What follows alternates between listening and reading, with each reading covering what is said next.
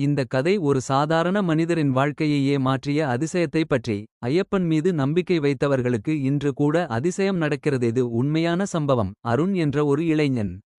இவருக்கு குடும்ப சூழ்நிலை சரியில்லை. அம்மா உடல் நலம் பாதிக்கப்பட்டது.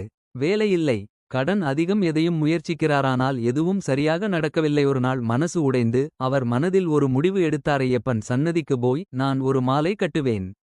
என்னை நீதான் வழிநடத்தணுமருண் ஒரு காலை சூம்பில் சம்மியனாய் ஆலயத்திற்கு போகிறார். மாலை கட்டும்போது அவர் மனசு ரொம்ப கனமாக இருந்தது. ஐயப்பா, என் அம்மாவை காப்பாற்று, என் வாழ்க்கையை மாற்று என்று கண்ணீர் விட்டார். அந்த நேரத்தில் அர்ச்சகர் அவர் அருகே வந்து, குழந்தா, நீ இங்க வந்தது வீண் போகாது. ஐயப்பன் உன்னை பார்த்துட்டார் என்று ஆசீர்வதித்தார். அருண் கோவிலில் அந்த வார்த்தைகளை கேட்டபோது மனசு நிறைய அமைதியாயிற்று. அடுத்த 18 நாள் விரதத்தை அவர் மிக நேர்த்தியாக செய்தார். படிப்படியாக சில நல்ல விஷயங்கள் நடக்கத் தொடங்கின. கருப்பு நிற டிக் சின்னம். ஒரு நண்பர் பழைய வேலைவாய்ப்பை சொன்னார். கருப்பு நிற டிக் சின்னம். அருண் அதில் தேர்வாயினார். கருப்பு நிற டிக் சின்னம். சம்பளம் நல்லது. கருப்பு நிற டிக் சின்னம். அம்மாவின் உடல் நலம் மேம்பட்டது.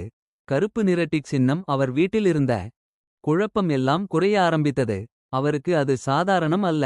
ஐயப்பன் எனக்கு வழி காட்டினார் என்பதில் அவர் நிச்சயம். 45 நாட்களுக்குப் பிறகு அருண் சபரிமலைக்கு சுவாமியே சரணம் ஐயப்பா என்று முழு மனதுடன் சென்றார்.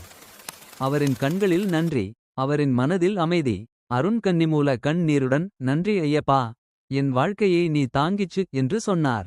ஐயப்பன் மீது நம்பிக்கை வைத்தவர் ஒருபோதும் கைவிட்டுவிட மாட்டார். சுவாமியே சரணம் ஐயப்பா.